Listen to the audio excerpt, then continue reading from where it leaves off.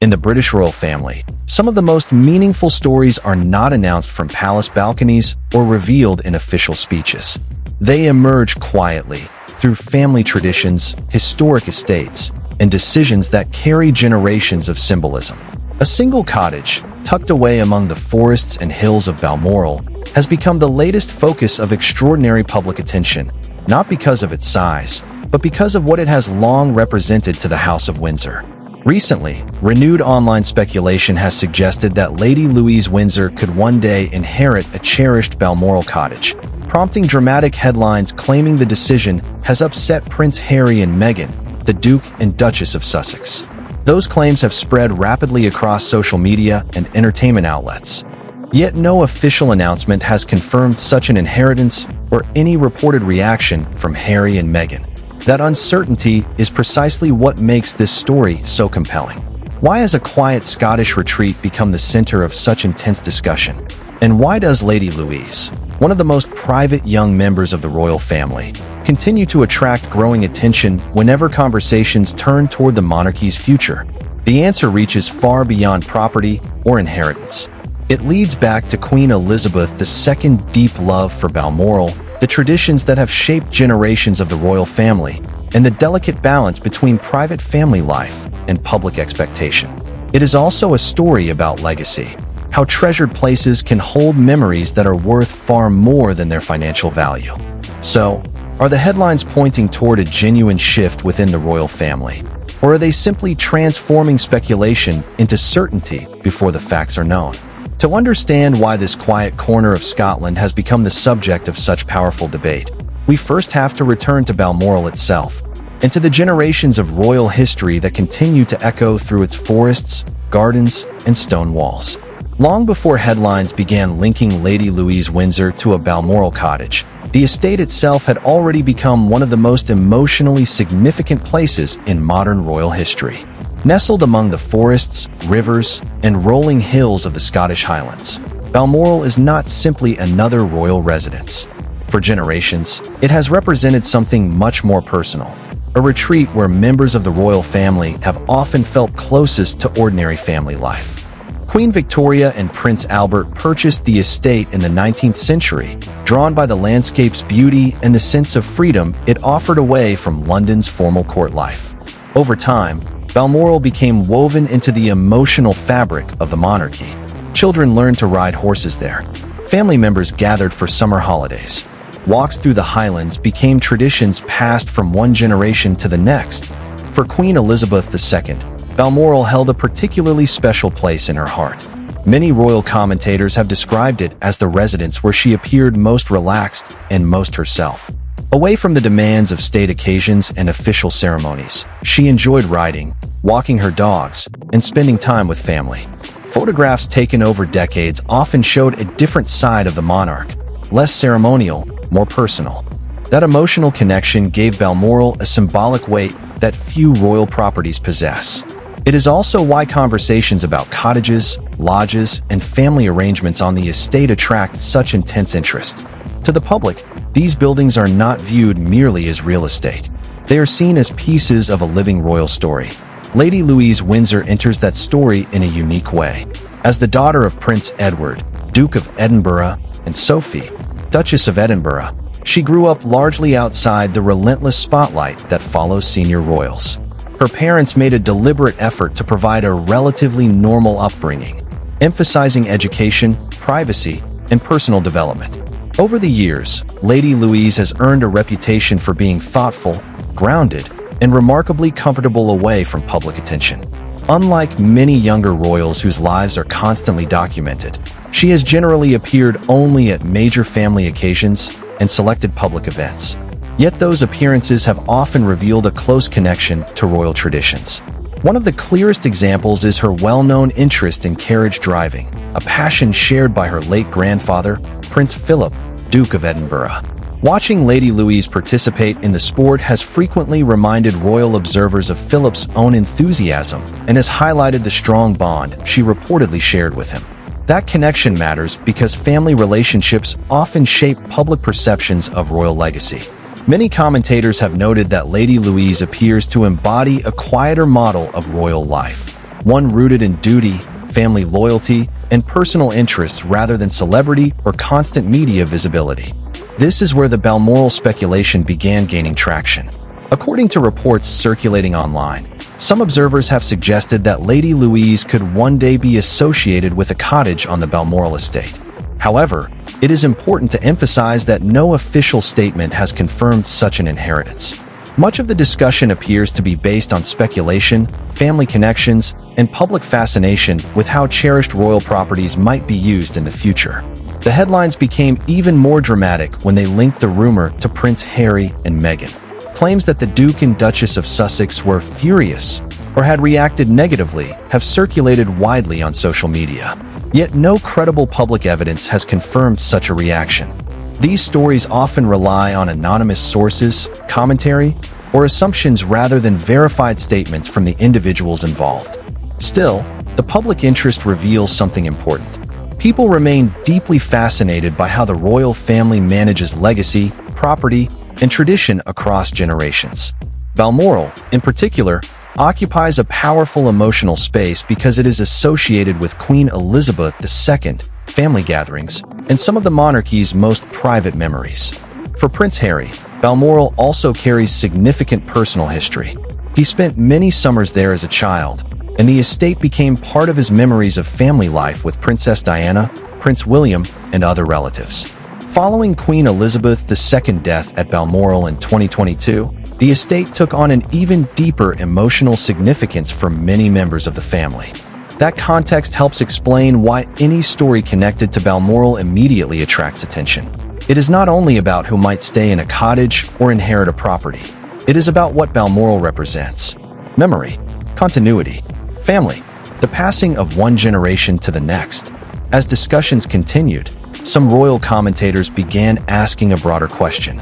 If younger members of the family like Lady Louise are increasingly associated with the traditions and values cherished by Queen Elizabeth II and Prince Philip, could that signal a quiet shift in how the monarchy preserves its heritage?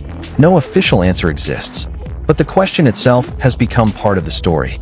Because behind the speculation about cottages and inheritance lies a deeper fascination with the future of the royal family, and with the younger generation now stepping into a legacy shaped by some of the most recognizable figures in modern British history. And as more attention turned toward Lady Louise, one particular detail about her relationship with royal tradition began to stand out in a way few had anticipated. As discussion surrounding the Balmoral Cottage continued to spread online, the story gradually evolved from a rumor about property into a broader conversation about royal values. The focus shifted away from bricks and stone and toward a much more compelling question. Why had Lady Louise become such a natural figure in this narrative? The answer was not found in an official announcement. In fact, no public record confirms that Lady Louise has inherited or is scheduled to inherit a Balmoral Cottage. Likewise, there is no verified evidence that Prince Harry or Meghan expressed anger or frustration over such claims. The dramatic language used in many headlines appears to be rooted in speculation rather than confirmed fact. Yet, even without verified confirmation, the story gained momentum because it touched on themes that have long fascinated royal observers. Lady Louise has quietly earned respect for her understated approach to royal life. Unlike many members of younger generations who have grown up in an era dominated by social media and constant publicity, she has maintained a remarkably low profile. Public appearances are infrequent, interviews are virtually non-existent, and she has generally allowed her actions, not publicity, to define her image. That restraint has not gone unnoticed. Royal commentators have frequently observed that Lady Louise appears comfortable supporting family occasions without seeking attention. Whether attending commemorative services, Christmas gatherings at Sandringham, or national celebrations, she has often been described as poised, respectful, and deeply aware of royal tradition. For many observers, those qualities naturally invite comparisons to Queen Elizabeth II. Not because their roles are identical, they are not, but because both have been associated with quiet duty rather than dramatic public gestures. This perception became even stronger after the passing of Prince Philip. Lady Louise's well-documented interest in carriage driving, one of Prince Philip's lifelong passions, became a meaningful symbol for many royal followers. Watching her continue participating in the sport reminded people that traditions within the royal family are not preserved only through official ceremonies. They are also carried forward through shared interests, family memories, and personal dedication. It is precisely this connection to continuity that made the Balmoral speculation feel believable to some audiences. Balmoral has never been viewed simply as another royal estate. It represents family history, summer evenings spent together, walks through Highland forests, private conversations away from official responsibilities. It was one of the places where Queen Elizabeth II appeared happiest, and many members of the royal family have spoken publicly about their affection for the estate over the years. Because of that emotional significance, any suggestion about who might spend time there or maintain its traditions naturally attracts extraordinary attention. Several royal commentators have suggested that younger members like Lady Louise symbolize a quieter form of continuity. Unlike constitutional questions surrounding succession, these discussions focus on preserving family culture rather than official power. Who continues cherished traditions? Who values the places most closely associated with previous generations? Who keeps family customs alive? Those questions resonate because they concern memory rather than monarchy alone. Meanwhile, Prince Harry's connection to Balmoral remains equally meaningful. Throughout his childhood, Balmoral was the setting for family holidays, outdoor adventures, fishing trips, and moments shared with both his grandparents and his mother, Diana, Princess of Wales. In his memoir and previous interviews, Harry has reflected on aspects of his upbringing and family relationships. Those reflections demonstrate that locations such as Balmoral carry profound emotional significance, regardless of subsequent changes in family dynamics. However, linking those memories to claims of anger over an unconfirmed inheritance moves beyond what public evidence currently supports. This distinction is important. Modern royal reporting often combines confirmed events with interpretation, allowing dramatic narratives to spread quickly online. A rumor repeated often enough can begin to resemble established fact, even when official confirmation never arrives. That appears to be the case here. What is verifiable is that Lady Louise continues to be regarded positively by many royal observers for her discretion and respect for tradition. What remains speculative are claims regarding future inheritance arrangements and emotional reactions attributed to other family members. Interestingly, many analysts believe the popularity of this story reveals less about palace decisions and more about public expectations. People increasingly look toward the younger generation to understand what the monarchy may become. Will future royal figures embrace visibility, or will they choose quieter forms of service? Lady Louise's public image suggests another possibility, one built on consistency rather than constant attention, one where influence comes through character instead of celebrity. As these conversations unfolded, another subtle realization emerged. Perhaps the true importance of Balmoral was never about deciding who owns a particular cottage. Perhaps it was about recognizing which values survive across generations. The love of nature, the importance of family gatherings, respect for tradition, a willingness to preserve memories without demanding recognition. Those qualities cannot be measured by legal documents or property records. They are carried by people. And in the eyes of many commentators, Lady Louise has quietly become one of the younger royals most closely associated with that enduring spirit. Whether she ever inherits a Balmoral Cottage is, at least publicly, still unknown. But the discussion surrounding the possibility has already accomplished something remarkable. It has encouraged millions of people to think not about ownership, but about legacy. And that raises one final question. As the royal family continues adapting to a new era under King Charles III, could its greatest strength lie not in the headlines that dominate the news, but in the quieter members of the family who preserve its traditions with humility, patience, and unwavering respect for the past? As the discussion surrounding Lady Louise Windsor and Balmoral begins to settle, one truth becomes increasingly clear. The story has never been solely about a cottage. Whether or not future inheritance arrangements resemble the online speculation, the conversation has highlighted something far more enduring: the way the royal family preserves its identity through people, places, and shared memories. For more than a century, Balmoral has symbolized continuity. Unlike the grandeur of Buckingham Palace or the constitutional significance of Windsor Castle, Balmoral has often represented the monarchy's private heart. It is where generations of royals have stepped away from official ceremonies and embraced family life. It is where traditions have been passed quietly from grandparents to grandchildren, often away from cameras and public expectations. That emotional significance explains why any discussion connected to the estate resonates so deeply. The buildings themselves matter far less than what they represent. They represent summers spent together, lessons shared between generations, moments of reflection in the Scottish Highlands, a place where duty briefly gave way to family. Lady Louise's growing reputation fits naturally into that narrative. Over the years, she has developed a public image defined not by dramatic headlines, but by quiet consistency. Her respect for tradition, appreciation for family history, and measured public presence have earned admiration from many royal observers. Those qualities cannot be measured through popularity or media coverage, yet they often become the foundation of lasting legacy. In many respects, Lady Louise represents a generation that understands both heritage and modernity. She has grown up in an era where every royal appearance can become global news within minutes, yet she has largely chosen a path of privacy. That balance demonstrates that younger members of the royal family do not all need identical roles. Some will dedicate themselves to official duties, while others may preserve the institution's traditions through quieter contributions and personal example. This evolution reflects a broader transformation within the monarchy. Under King Charles III, the royal family continues adapting to changing public expectations while remaining rooted in centuries of history.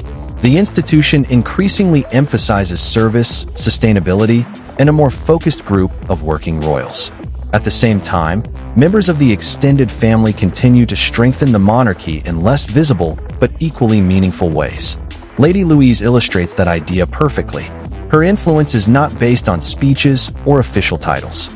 It comes from continuity, from demonstrating that dignity, humility, and respect for family traditions still have a place in modern public life. The widespread interest in this story also offers an important reminder about today's media environment. Royal headlines often travel faster than verified information. Speculation can quickly become accepted as fact when repeated often enough. As thoughtful viewers, it is worth distinguishing between confirmed developments and stories built largely on anonymous sources or unverified reports. In this case, there is no official confirmation that Lady Louise has inherited a Balmoral Cottage, nor is there verified evidence that Prince Harry and Meghan reacted with anger, despite the dramatic claims found in some online headlines. Yet the popularity of those stories reveals something fascinating. People remain deeply invested in the future of the monarchy. They care about how traditions will be preserved. They wonder which members of the younger generation will carry forward the values associated with Queen Elizabeth II, Prince Philip, and previous generations of the House of Windsor. Those questions are likely to remain long after individual headlines fade, because the future of the royal family will not be determined solely by constitutional roles or public ceremonies. It will also be shaped by quieter qualities: integrity, character, family loyalty, respect for history, the ability to adapt without forgetting where one came from. As Lady Louise continues building her own life, she has the opportunity to define her legacy in her own way. Whether she remains largely private or gradually assumes a more visible role, her journey will unfold according to choices that belong to her, not to speculation, expectations, or sensational headlines. Perhaps that is the most meaningful conclusion of all. The strongest royal legacies are rarely created through controversy. They are built patiently over decades through service, consistency, and genuine respect for those who came before. And while history often celebrates kings, queens, princes, and princesses, it also remembers the quieter figures who preserved the family's values between generations. In the end, Balmoral remains more than a place on a map. It stands as a reminder that every generation inherits something far more valuable than property. They inherit memories. They inherit responsibility. And above all, they inherit the opportunity to honor the past while carefully shaping the future.